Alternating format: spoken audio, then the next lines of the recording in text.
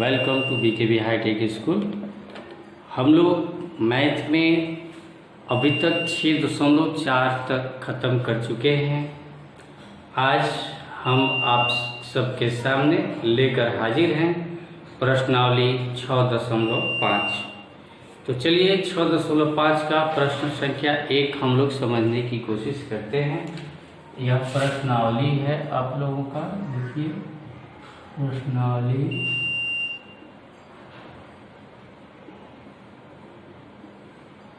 6.5 है ना।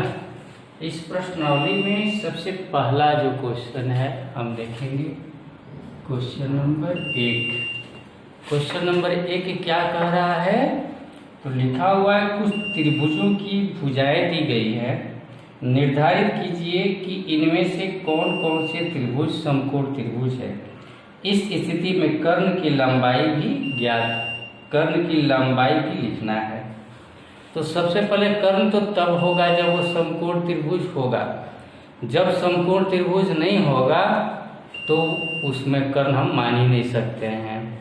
दूसरी बात कि समकोण त्रिभुज होने के लिए प्रमेय है, पाइथागोरस प्रमेय। याद कीजिए वो पाइथागोरस प्रमेय क्या है। तो पाइथागोरस प्रमेय है, अगर कोई समकोण त्रिभुज होता है तो उस समकोण त्रिभुज की सबसे बड़ी भुजा कर्ण कहलाती है, जिसका वर्ग अन्य दो भुजाओं के वर्गों के योगफल के बराबर होती है। तो सबसे पहले जैसे कि दिया हुआ है यहाँ पर हम देखेंगे पहला प्रश्न स्टार्ट 24-25।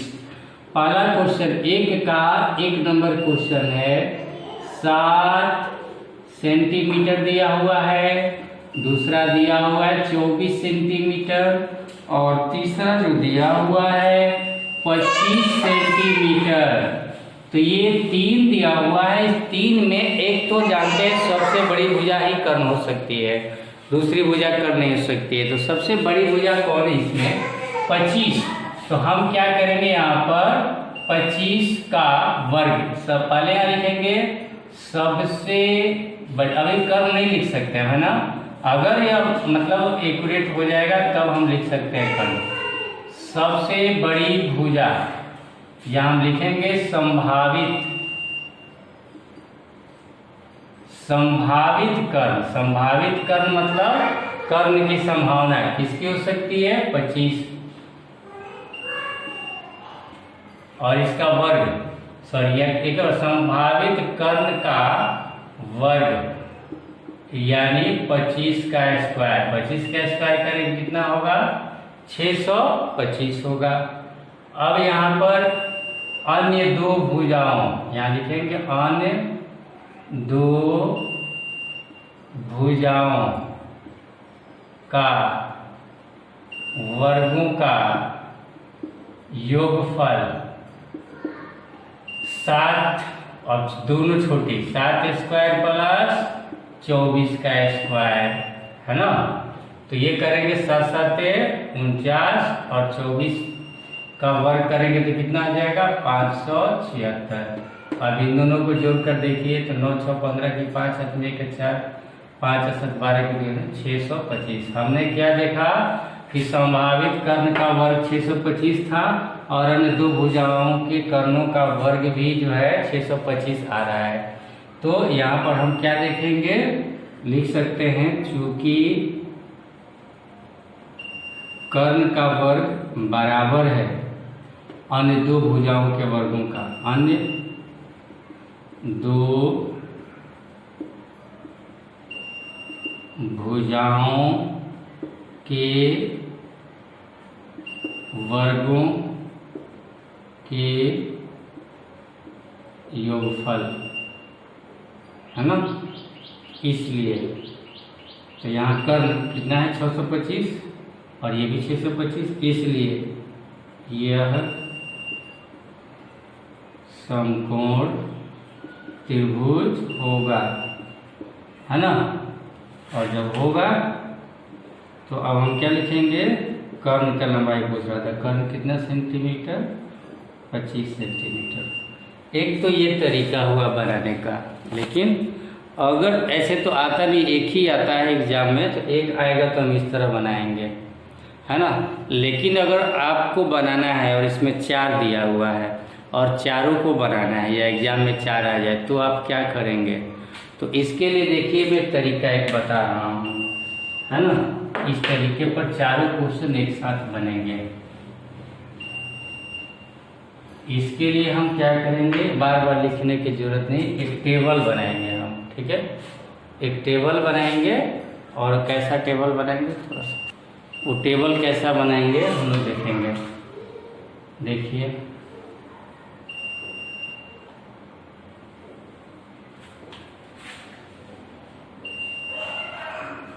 यहाँ लिखेंगे प्रश्न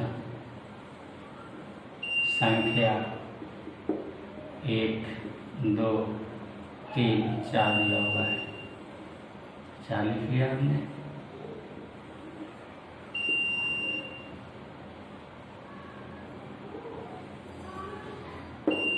यहाँ लिखेंगे भुजाएं, जैसे इसमें दिया हुआ है 7 24 25। फिर उसी तरह से और डाल लेंगे हम 3 8 6 3 8 6 तीसरा 50 80 100 50 80 100। हम इसी तरह लिख रहे हैं, लेकिन आप सेंटीमीटर में दिया हो तो सेंटीमीटर लिखेंगे, ठीक है। 13 12 5 ऐसे दे दिया है। अब क्या करेंगे, एक और बनाएंगे। यहाँ लिखेंगे संभावित, वहाँ लिखे थे ना, संभावित कर्ण का वर्ग। संभावित कर्ण का वर्ग, संभावित कर्ण 25 है यहाँ पर, तो यहाँ लिखेंगे 625। इसमें सबसे बड़ी भुजा अंडरलाइन कर दी, इसमें सबसे 80, इसमें 13 अंडरलाइन कर लिया।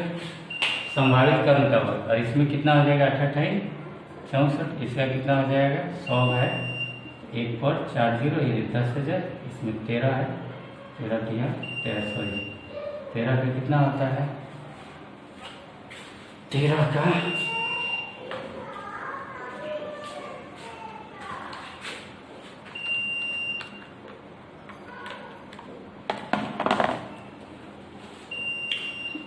नहीं याद है, कोई दिक्कत नहीं। 13 का करेंगे, 33 39 9 हाथ में 3, 13 3 16, कितना होता है 169। ऐसे बना सकते हैं अगर याद नहीं है। अब देखिए इतना कर लिया, अब यहाँ लिख सकते हैं हम शेष भुजाओं के वर्गों का योगफल। तो शेष भुजा 7 स्क्वायर प्लस 24 स्क्वायर बराबर 49 प्लस लिख सकते हैं 24 का कितना होता है 576 बराबर कितना आता है 625 लिखिए। और 625 यहाँ भी 625 यहाँ भी, यहाँ क्या लिखेंगे पाइथागोरस प्रमेय से, पाइथागोरस प्रमेय से समकोण त्रिभुज, हाँ या ना। तो यहाँ 625 से 625 तो क्या लिखेंगे हाँ। अब यहाँ भी देखना उसी प्रकार 64 यहाँ पर लिख दिए, तो छोटा 3 है यहाँ पर, तो क्या हो जाएगा 3 के 9 और 6 का 36, 36 में जोड़ेंगे 45, यहाँ 64 यहाँ 45, तो क्या लिखेंगे नहीं, है ना। यहाँ 50 80 है, 50 का वर्ग करेंगे कितना हो जाएगा 2500, और 80 का करेंगे तो 6400। अब इन दोनों को जोड़ेंगे तो 50 और 64, 2 0 का 2 0, 4 5 9 की 9, 6 और 2 8, यहाँ आ रहा है 8900, यहाँ है 10,000, क्या लिखेंगे नहीं।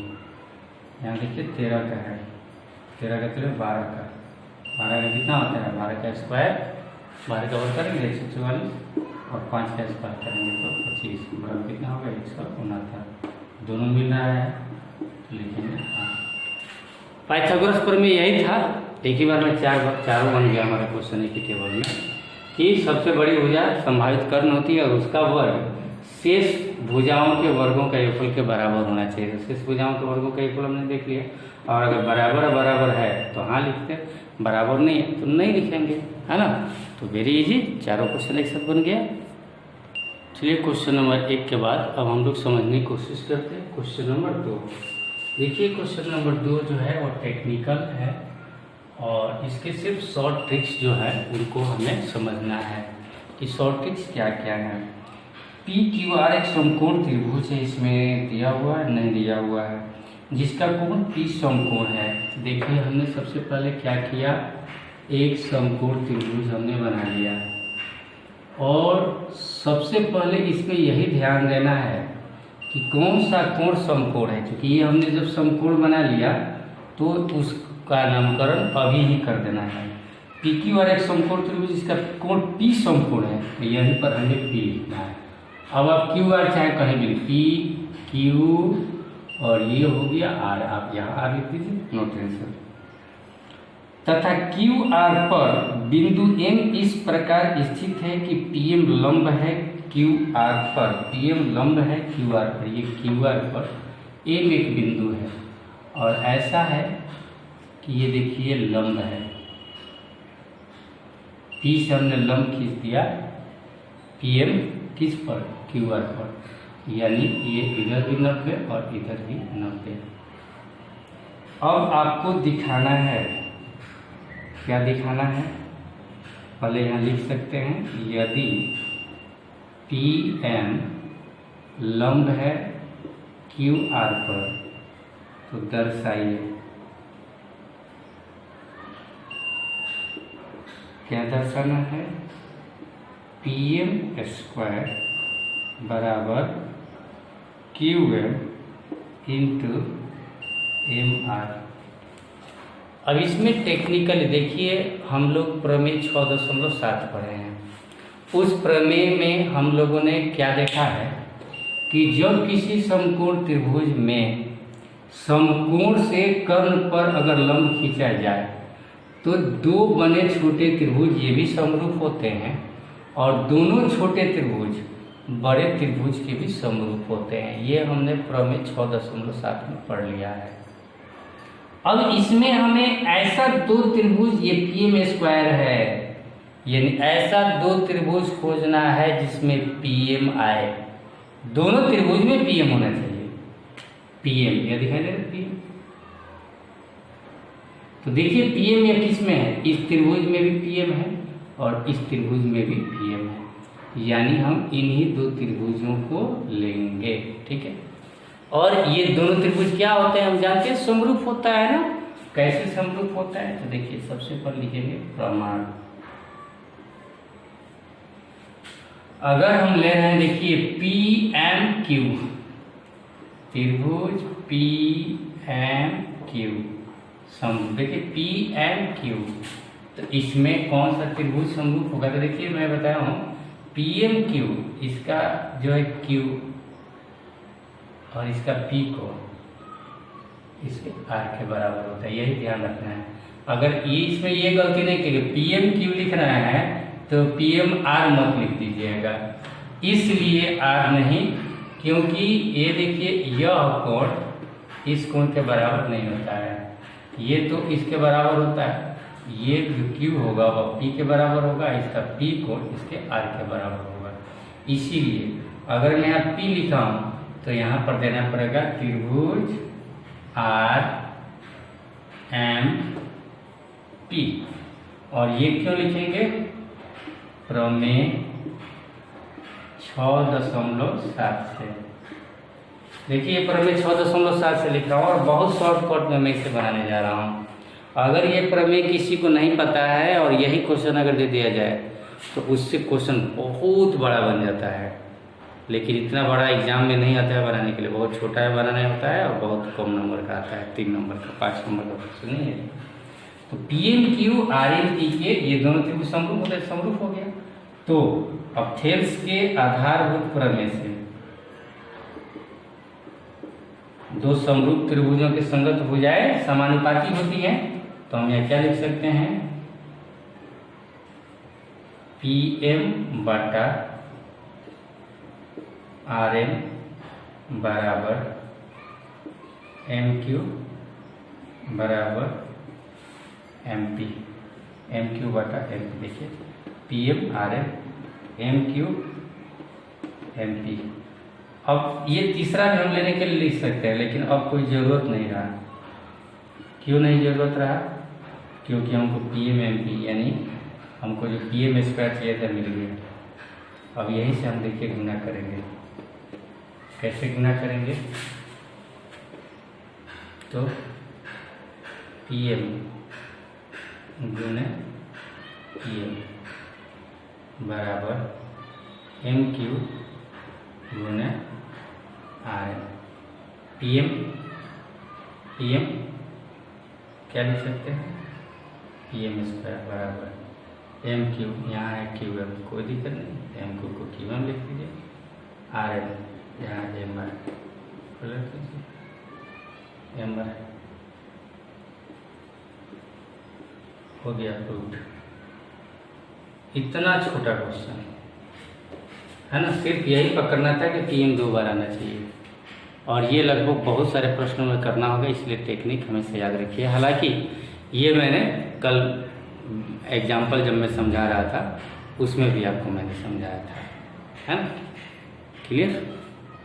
चलिए अब हम कोशिश करते हैं क्वेश्चन नंबर 3 6.5 का समझने की कोशिश करते हैं। क्वेश्चन नंबर 3, आकृति दी हुई 6.53। इसमें ABD एक समकोण त्रिभुज है जिसका एक और समकोण है। मैं इसी तरह आकृति बना रहा हूँ, देखिए मेरी मर्जी, हम इस तरह से बना सकते हैं, और इसका एक और समकोण है, कह रहा है ABD है। चलिए हमने ABD बना लिया और एक और समकोण हमने दिखा दिया। पुनः क्या कर रहा है? एक ACBD पर लंब है, A से एक लंब हमने खींचा है BD पर, या AC हो गया, BD पर लंब है। तो यहाँ लिख सकते हैं कंडीशन, यदि AC लंब है BD पर तो आपको दिखाना है, दर्शाना है। नंबर 1 AB स्क्वायर बराबर BC into BD। Number 2 AC square बराबर BC into DC। Number 3 AD square बराबर BD इंटू CD। कहने के लिए 3 क्वेश्चन है एक ही क्वेश्चन, क्वेश्चन नंबर 2 जो अभी मैंने बताया था। जिन लोगों ने मेरा टेक्निक समझ लिया है वह टेक्निक यही है, इसी में लगाना है। टेक्निक एक ही है। अब नाम आप चाहे PQR चाहे XLM चाहे कुछ भी जो मन कर सकते, उससे कोई टेंशन नहीं है। हमें क्या निकालना है? AB स्क्वायर, कोई दिक्कत नहीं है, AB यही है। ऐसा 2 त्रिभुज लेना है जिसपे कि AB 2 बार आया है। तो पहले तो यही एक त्रिभुज है ना, तो यहाँ लिखेंगे प्रमाण या उत्पत्ति, जो मन करे सो लिखिए। AB आना चाहिए। चलिए ACB हम लिख सकते हैं, त्रिभुज ACB। ACB में AB है, AB है, यह समरूप होगा किसके? बड़ा वाला त्रिभुज में दिखाना है, तब ना AB किस में? देखिए बड़ा अच्छा त्रिभुज में है।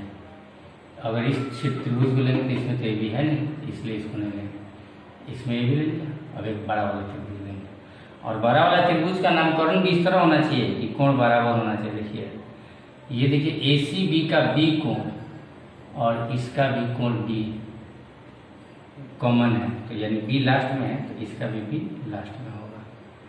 इसका C समकोण है तो इसका A समकोण है, यानी आप समझ गए होंगे हम क्या लिख सकते हैं। त्रिभुज DAB, इसका D कोण फिर हमने बताया बेटा A के बराबर होगा। इसका एक कोण, इस छोटे त्रिभुज का एक कोण इसके बी कोड के बराबर होगा। तो ए सी बी समरूप होगा डी ए बी के, मिल गया ना, ए बी के बराबर, सी कोड इसके ए के बराबर 90 डिग्री 90 डिग्री और बी होगा। और यह क्यों लिखा हमने, प्रमेय 6.7 से।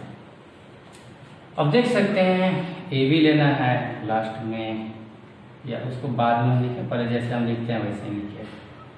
थेल्स के आधारभूत प्रमेय से AC बटा DA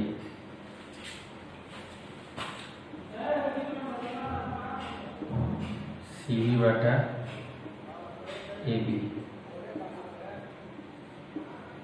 AB बटा DB। संगत भुजा समानुपाती होते हैं, संगत भुजा को लिख दिया। अब हमें AB स्क्वायर निकालना है। AB कैसे आएगा, किसमें किसमें AB है, देखिए इन दोनों खंड में AB है, हम इसको साइड हटा सकते हैं, इन दोनों को लेंगे और क्रॉस मल्टीप्लिकेशन करेंगे। AB गुने AB बराबर क्या लिखेंगे, CV गुने DB। AB स्क्वायर और CV गुने DB, CV को यहाँ BC लिखा हुआ है, DB यहाँ BD है, कोई दिक्कत नहीं, ये आता है दिमाग का। ऐसा क्यों होता है, हम AC भी लिए हैं तो कोई BAC भी ले सकता है और BAD भी ले सकता है। तो त्रिभुज का नामकरण अपने हिसाब से कर सकते हैं और ऐसे लिख सकते हैं। उसी प्रकार अब चलिए क्वेश्चन नंबर 2, इसका जो क्वेश्चन नंबर 2 है इस पर भी हम AC स्क्वायर, तो AC स्क्वायर कैसे आएगा, उसी टेक्निक पर आधारित। AC यही है, इस त्रिभुज में भी AC और इस त्रिभुज में भी AC है, हो गया। दोनों दो त्रिभुज में AC आना चाहिए तब ये चीज़ आएगा समरूप। तो हम यहाँ क्या लिखेंगे, त्रिभुज, अगर आप ACB लिख रहे हैं, त्रिभुज ACB समरूप। अभी मैंने बताया था A अगर है इसमें क्या लिखना पड़ेगा, D, त्रिभुज DCA, CC 90 डिग्री है और ये लिखेंगे 6.7 से, प्रमेय 6.7 से लिख देंगे। अब उसी प्रकार थेल्स के आधारभूत प्रमेय से क्या लिखेंगे, AC बटा DC बराबर CV बटा CA बराबर AB बटा DA, AB बटा DA लिख दिया। अब AC कैसे आएगा, AC स्क्वायर, दो चाहिए, देखिए इन दोनों को लेंगे हम, इसी CA या AC, CAC पलट देने पर वही हो जाता है। जैसे यहाँ BC कह रहा है तो CV, इसको जब पलट देंगे तो हो नहीं जाएगा। यहीं पर हम अगर आपको नहीं मन हो तो यहीं पर लिख सकते हैं कि AC बटा DC बराबर, अब CV को जब हम BC लिखेंगे तो CA को क्या लिखेंगे, AC, और इसमें क्या कर दें, क्रॉस मल्टीप्लिकेशन कर दिया। तो हम क्रॉस मल्टीप्लिकेशन कर दिए तो AC गुने AC बराबर DC गुने BC, AC स्क्वायर बराबर आ गया BC इंटू BC, ये भी हमारा रूट हो गया। तीसरा, अब आप कह रहे हैं सर मत बताइए, हम बना लेंगे, ठीक है, छोड़ दे, नहीं छोड़ेंगे, नहीं तो कहेंगे सर ने 2 बताए 1 छोड़ दिया, इसलिए मैं बनाऊंगा। क्वेश्चन नंबर 3, AD 2 बार आना चाहिए, यानी एक बार ये त्रिभुज और फिर एक बार बड़ा वाला त्रिभुज लेंगे। ऐसे भी हम यहाँ जो त्रिभुज लिए हैं, देखिए बार छोटा वाला त्रिभुज कौन लिया है, DCA लिए हैं, और यहाँ ए सी भी लिए थे, यहाँ भी ए सी भी लिए थे, तो डी सी ए और डी ए भी ले सकते हैं। त्रिभुज डी सी ए समरूप होगा। अब इसका छोटा वाला त्रिभुज का डी और बड़ा वाला का भी डी उभयनिष्ठ है कि नहीं। और डी सी ए का डी सी ए है, डी सी ए नहीं ना लेना है, हाँ डी सी ए का, ठीक। तो डी सी ए का डी डी उभयनिष्ठ हो गया और डी सी ए का सी कोण और डी ए डी का एक कोण और डी लिखेंगे, डी ए भी हो गया तो त्रिभुज, और ये क्यों लिखेंगे में 6.7 से। फिर उसी प्रकार थेल्स के आधारभूत प्रमेय से डी सी बटा डी ए बराबर क्या लिखेंगे, सी ए बटा ए बी बराबर क्या लिखेंगे, डी ए बटा डी बी, है ना।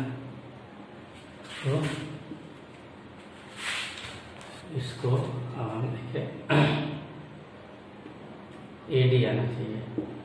ए डी देखिए, ये इन दोनों को लेंगे हम, पास में लिखेंगे डी सी बटा डी ए। अच्छा, डी सी को अब यहाँ देखिए सी डी और ए डी का आ रहा है, तो इसको पलट कर लिख सकते हैं। यहाँ पर क्या लिख सकते हैं, सी डी बटा ए डी, और फिर यहाँ डी ए भी है, तो इसको भी पलट दें, ए डी बटा बी डी। इन दोनों के लिए तीसरा को गायब कर दिया, कोई दिक्कत नहीं है। अब क्या करें, क्रॉस मल्टीप्लिकेशन करेंगे, ए डी गुने ए डी बराबर सी डी गुने B D, A D square बराबर, आगे देखिए तो B D into C D, और ये हो गया प्रूफ्ड। तो 3 नंबर में 3 क्वेश्चन थे, ये भी हमने बना दिया, समझ में आ गया होगा, बहुत इजी क्वेश्चन था, है ना। देख लीजिए, समझ लीजिए। क्वेश्चन नंबर, अब हम चलते हैं 4। क्वेश्चन नंबर 4 है, ध्यान दीजिए। त्रिभुज एबीसी एक समद्विबाहु त्रिभुज है। समद्विबाहु त्रिभुज समझ रहे हैं, और सी समकोण है। समद्विबाहु त्रिभुज इसे कहते हैं जिसकी 2 भुजाएं बराबर होती हैं। सी समकोण भी है, ये भी ध्यान देना है, सी समकोण है, और इस त्रिभुज का नाम है एबीसी, ए बी सी, और ये सी समकोण है। और हम ये जानते हैं कि 90 डिग्री के सामने वाला भुजा सबसे बड़ी होती है, कर्ण होती है। तो इसमें 2 भुजा कौन बराबर हो सकती है, सीधी सी बात है, ये ना बराबर होगा, अर्थात ए सी बराबर बी सी। यदि ए सी बराबर बी सी और कोण सी बराबर 90 डिग्री दिया होगा प्रश्न। समद्विबाहु त्रिभुज है और सी समकोण, आपको सिद्ध करना है। 1 नंबर का क्वेश्चन है, बहुत आसान, सिद्ध करना है। क्या सिद्ध करना है, A B square equal to 2AC स्क्वायर। पाइथागोरस प्रमेय जानते हैं आप, है ना, कोई दिक्कत नहीं। प्रमाण पाइथागोरस प्रमेय से किस त्रिभुज में, त्रिभुज AC बी में पाइथागोरस प्रमेय से क्या लिखेंगे, ये ना, A B square is equal to A C square plus B C square. कर्ण का वर्ग अन्य 2 भुजाओं के वर्गों की योगफल के बराबर होती है, तो A C square plus B C square. और क्या लिखेंगे, ए बी स्क्वायर बराबर ए सी स्क्वायर, हम क्या लेना है, 2AC square, A C square plus B C square. B C किसके बराबर है? बी सी ए सी के बराबर है। बी सी स्क्वायर के ऊपर क्या लिख सकते हैं? A C square A B square A C square plus A C square 2ac square. Okay, अब क्वेश्चन नंबर 5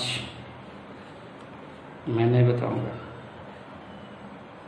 आप बता सकते हैं। कैसे बताएंगे? बहुत ही सिंपल क्वेश्चन है। देखिए, ABC एक समद्विबाहु त्रिभुज है जिसमें AC बराबर BC दिया हुआ है, कोण C नहीं मालूम है। आपको क्या सिद्ध करना है? सिद्ध करना है ये कोण C बराबर 90 डिग्री, तब ना समकोण त्रिभुज होगा। और यदि दिया हुआ है, यदि यानी हम अभी जो मिटाया सिद्ध करना था, यदि दिया हुआ है, क्या दिया हुआ है? AB वही ना दिया हुआ है, AB स्क्वायर बराबर 2AC स्क्वायर में दिया हुआ है। क्वेश्चन यही है, कुछ नहीं करना है। क्या करना है? मिटा दिए, गलती कर दी, सिर्फ नीचे से ऊपर जाना है, बन जाता है। ऐसे चलिए, दिया हुआ है क्योंकि AB स्क्वायर बराबर 2AC स्क्वायर, AB स्क्वायर बराबर 2AC स्क्वायर को क्या लिख सकते हैं? AC square plus AC square, 2AC नहीं हो गया। अब AB स्क्वायर बराबर AC स्क्वायर प्लस AC किसके बराबर दिया हुआ? BC के बराबर BC स्क्वायर। अब यहाँ देखिए, AB स्क्वायर बराबर AC square plus BC square, क्योंकि AB करना है इसलिए पाइथागोरस प्रमेय से साफ साफ लिख दो। पाइथागोरस प्रमेय यही कहता है ना, यदि कर्ण का वर्ग अनुदिश भुजाओं के योगफल के बराबर होता है तो वह समकोण त्रिभुज होता है। AB कर्ण है तो पाइथागोरस प्रमेय से AB के सामने वाला कोण C बराबर 90 डिग्री, इसलिए ACB त्रिभुज समकोण त्रिभुज है। कैसा रहा क्वेश्चन नंबर 1 से 5? कमेंट्स नहीं करते हैं, बताते नहीं है वीडियो आपको कैसा है। कुछ लोग बताते हैं, मैं ऐसे ही बोला, बट जो लोग नहीं बताते हैं उनको भी बताना चाहिए। Thank you.